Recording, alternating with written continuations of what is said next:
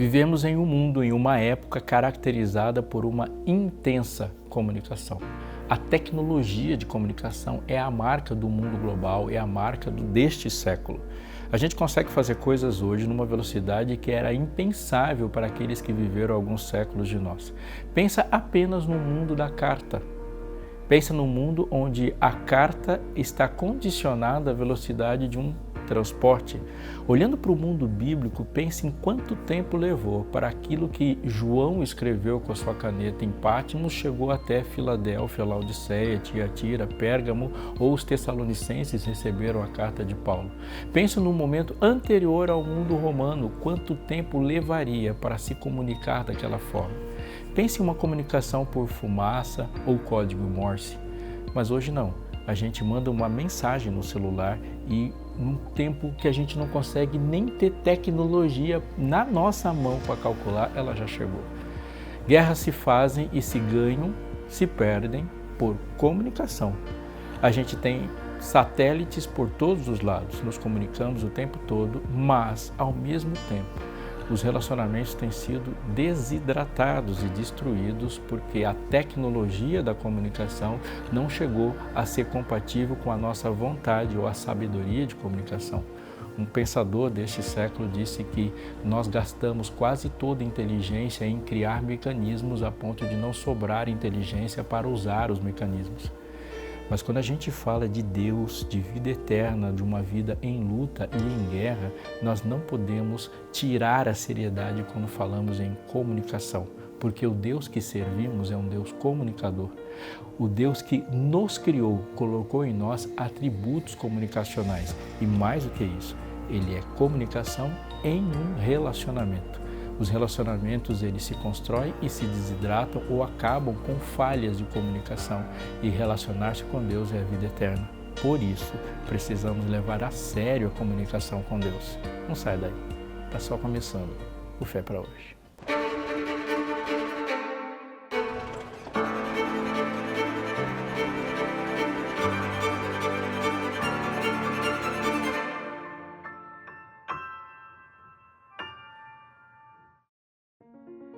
Os céus proclamam a glória de Deus e o firmamento anuncia as obras das suas mãos.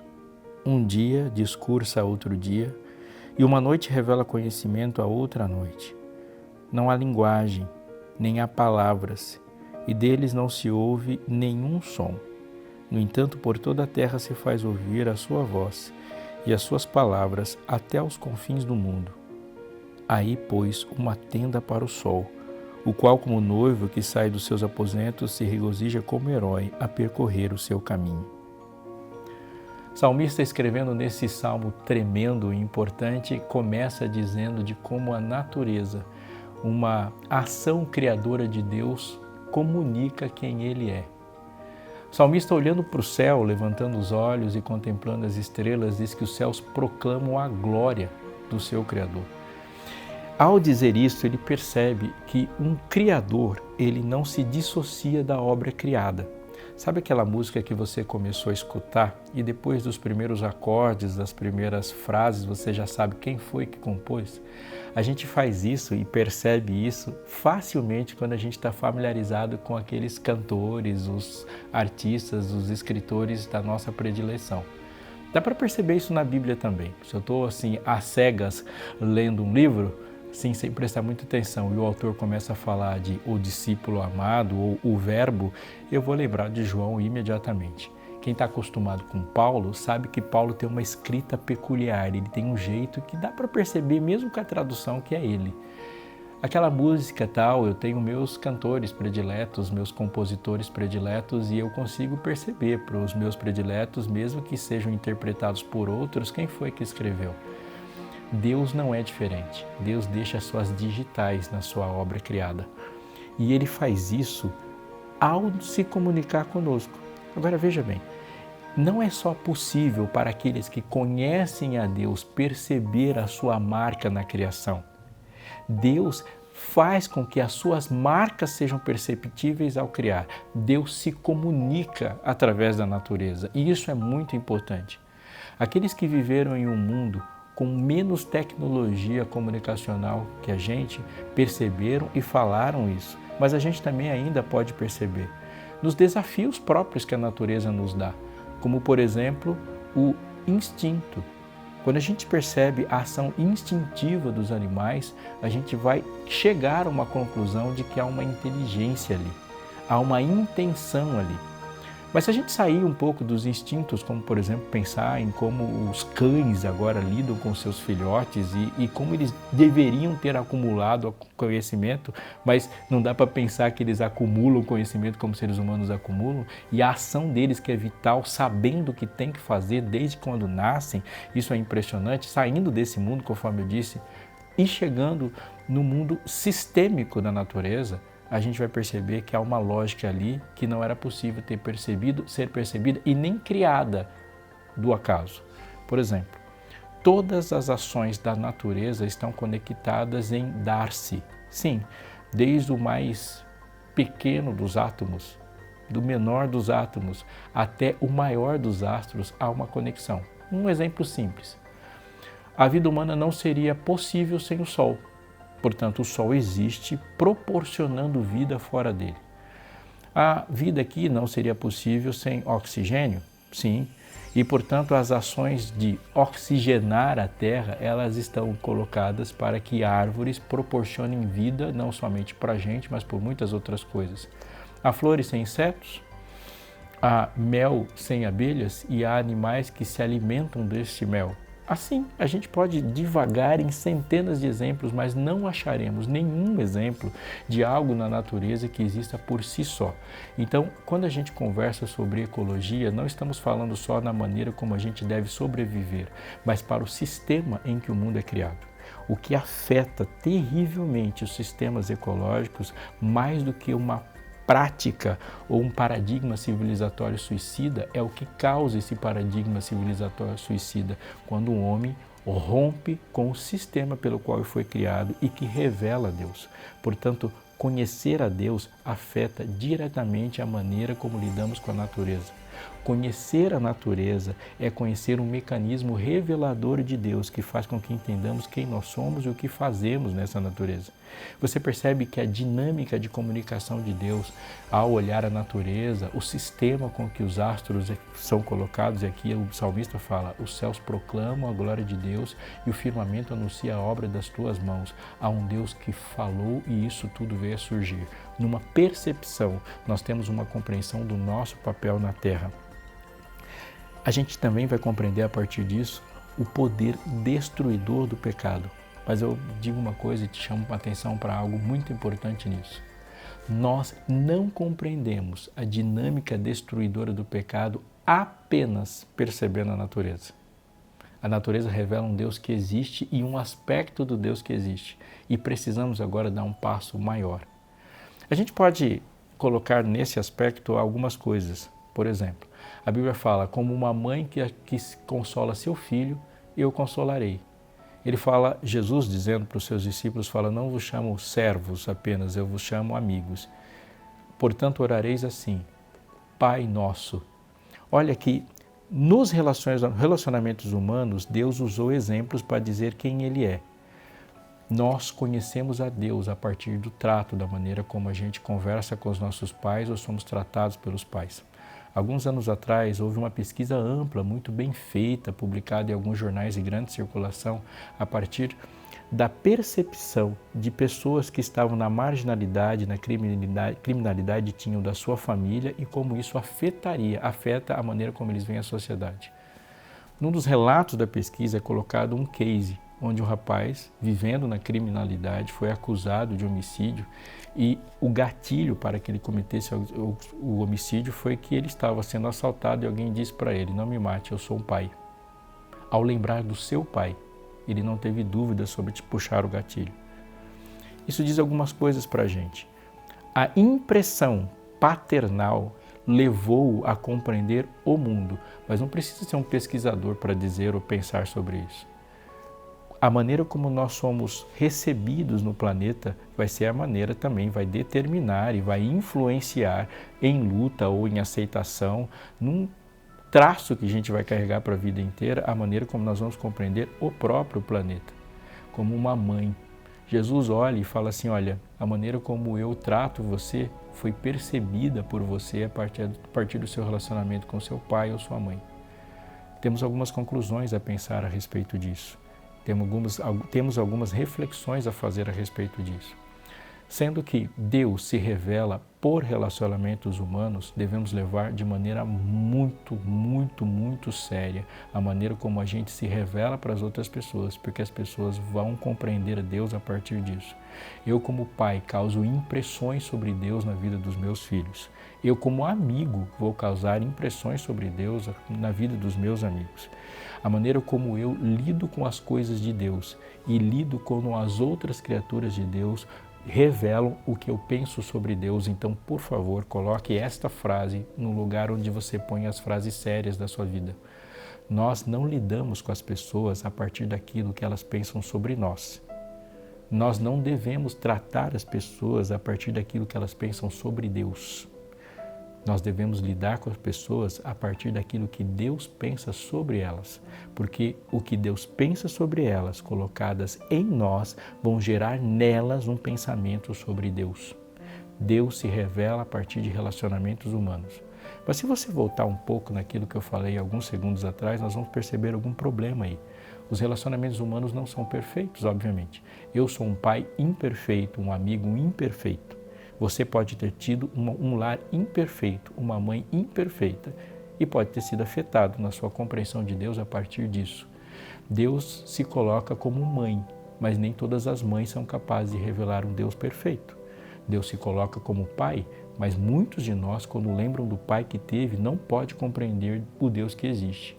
Essa imperfeição dos nossos relacionamentos, e muitas vezes ela é violenta, traumática e gera danos que pessoas têm que carregar para o resto da vida, tem sido uma luta, e é por isso que somente com os relacionamentos humanos não é possível compreender Deus. Volta mais um pouquinho naquilo que eu te disse alguns segundos atrás.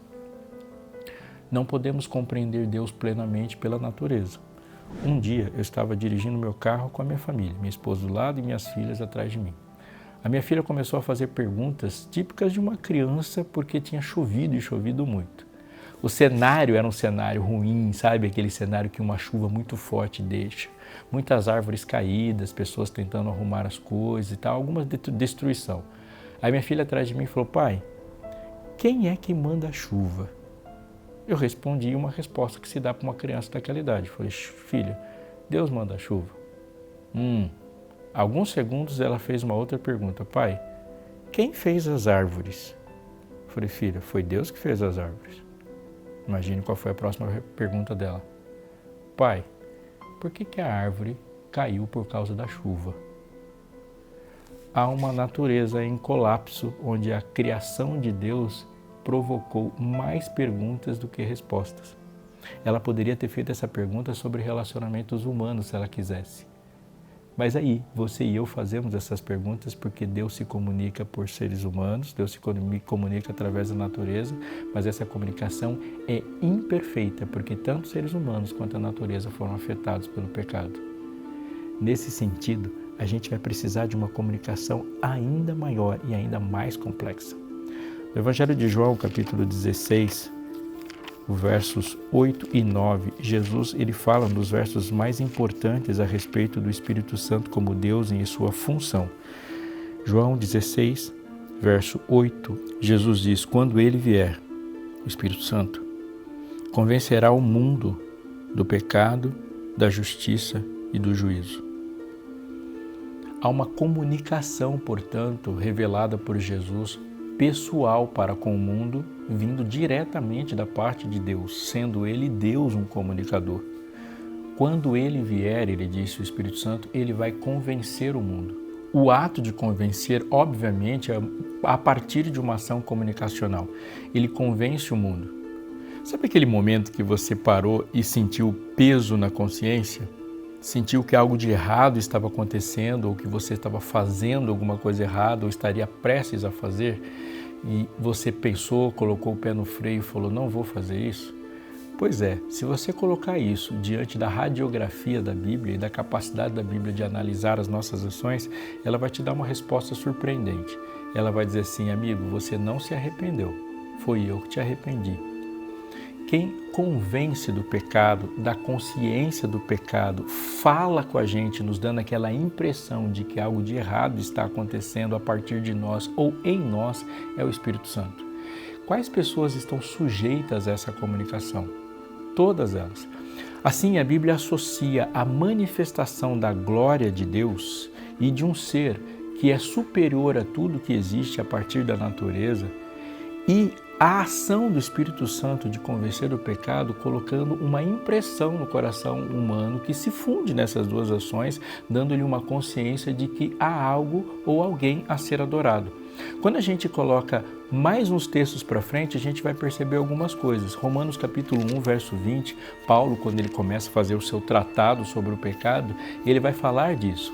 Romanos capítulo 1, verso 20, Paulo descrevendo para os romanos sobre a realidade do pecado e explicando como ele se dá a partir da comunicação de Deus e da resposta humana, diz assim: porque os atributos invisíveis de Deus, assim, o seu eterno poder, como também a sua própria divindade, claramente se reconhecem desde o princípio do mundo, sendo percebidos por meio das coisas que foram criadas.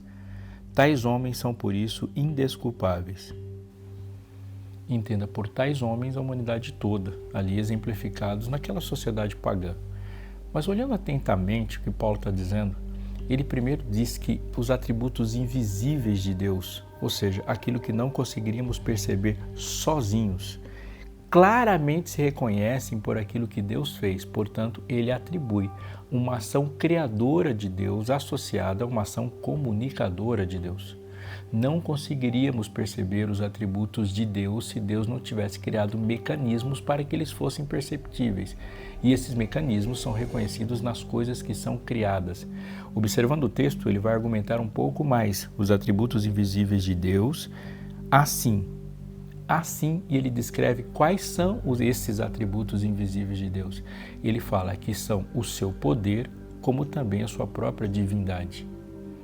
Dentre as coisas que diferenciam Deus do homem estão o seu poder e a sua divindade. Quando a gente chama Deus de santo, quando observamos os anjos dizendo santo, santo, santo, quando Deus se declara que Ele é santo, Ele está se declarando separado, distinto, o outro absoluto. Não há nada que se compare a Deus e nada que possa ser associado a Deus em um parâmetro para que ele possa ser exemplificado. Deus é que dá nome, dá função, dá existência e manutenção a absolutamente qualquer coisa. Ele é distinto de tudo, inclusive daquilo que ele cria. E aquilo que ele o cria para que se perceba essa própria distinção. Mas ele não diz que tudo de Deus pode ser percebido por meio das coisas que foram criadas. Ele diz que os atributos invisíveis e diz quais são esses atributos invisíveis: o poder e a divindade.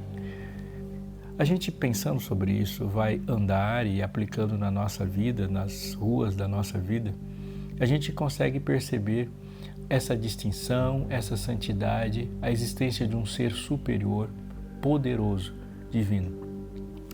Há alguns anos atrás foi publicado um livro muito importante que marcou uma geração chamado Pérolas Esparsas. Esse livro da Casa Publicadora Brasileira serviu de fonte de ilustração e de inspiração para muita gente e chegou até a minha geração. Eu me lembro de, desde a infância, ouvir a história de um índio, que a gente nem fala mais assim, né?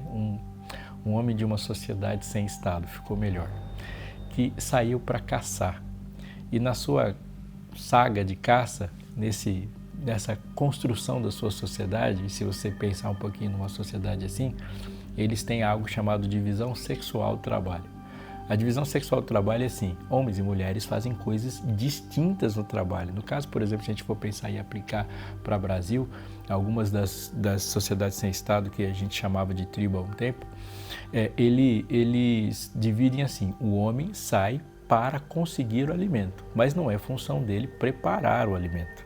Então, isso é levado muito a sério nos valores, nas construções simbólicas. Enfim, deixou a mulher e os filhos e foi conseguir o alimento. Com a caça, foi municiado para a caça, vestido para a caça e foi com as armas para a caça, seu arco e sua flecha. Mas foi um dia completamente frustrante, ele não conseguiu nada. O peso da divisão sexual do trabalho colocado sobre ele como alguém que não podia voltar para casa sem a caça, porque isso era um atributo dele naquela sociedade, começou a apertar o seu coração, porque ele não podia voltar como fracassado. Mais do que isso, era uma família que estaria com fome. Em um momento de reflexão, ele sentado sobre a pedra, olhou para a floresta, para a água, olhou para o céu e pensou assim: eu estou imaginando que eu não consegui nada porque eu estou cometendo um roubo aqui. Não tem como, isso aqui deve ter um dono. Essa foi a conclusão dele. Como que eu vim para cá e pego simplesmente?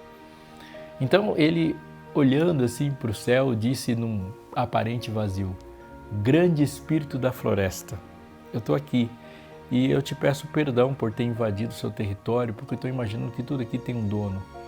Então, se for da sua vontade, me conceda a caça que eu quero trocar por esse meu cocar.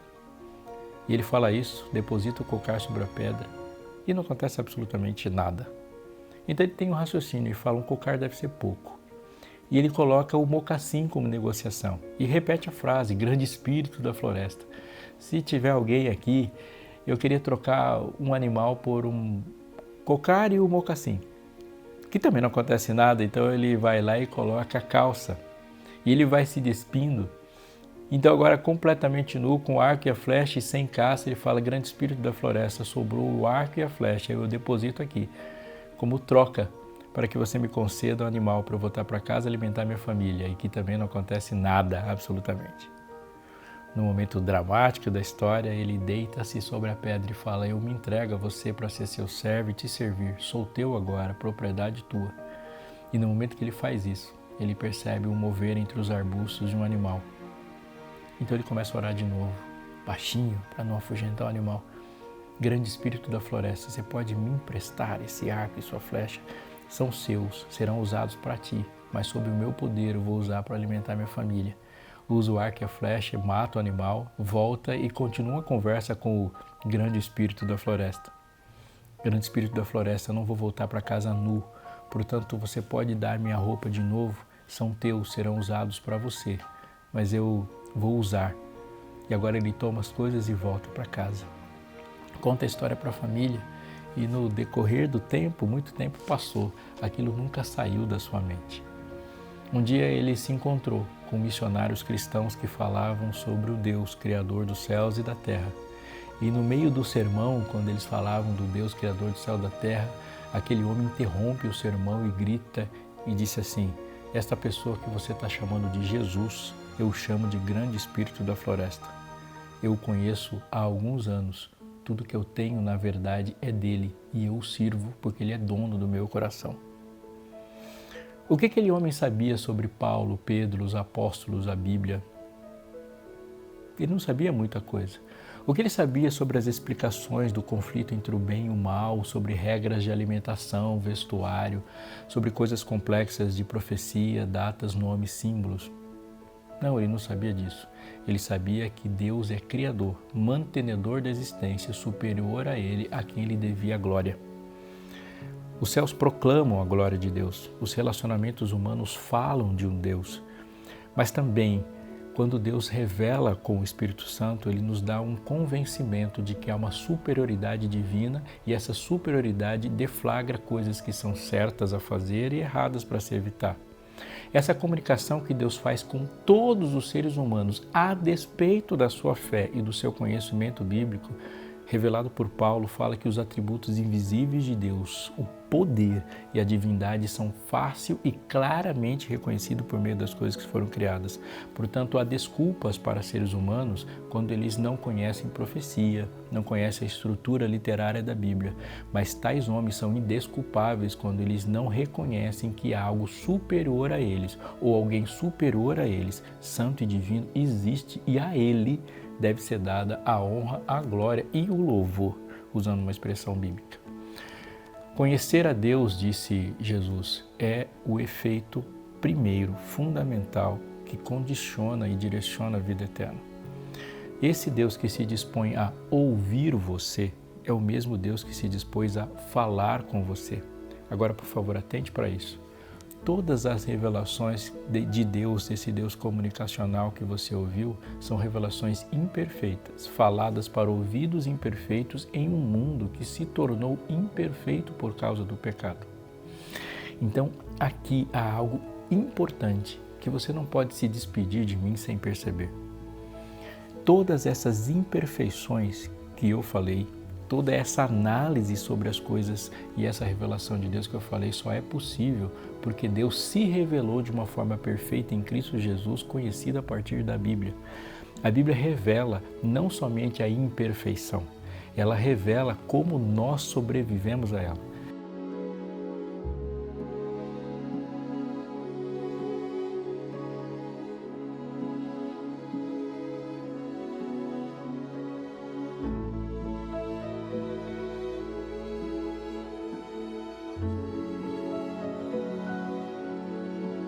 A palavra de Deus não apenas nos revela a perfeição a qual fomos afetados, submetidos nesse mundo de pecado por causa do pecado, mas como podemos sobreviver a ela.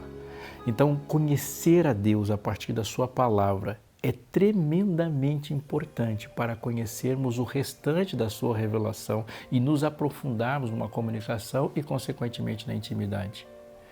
Deus que fala com você é o mesmo Deus que o ouve. Você compreende a maneira como Deus fala e a partir da sua compreensão de como Deus fala, você deve compreender como Deus ouve, se interessa por você e vai gerar em você uma compreensão dessa natureza, desse ambiente, desse contexto, dessa história onde Deus também está se revelando.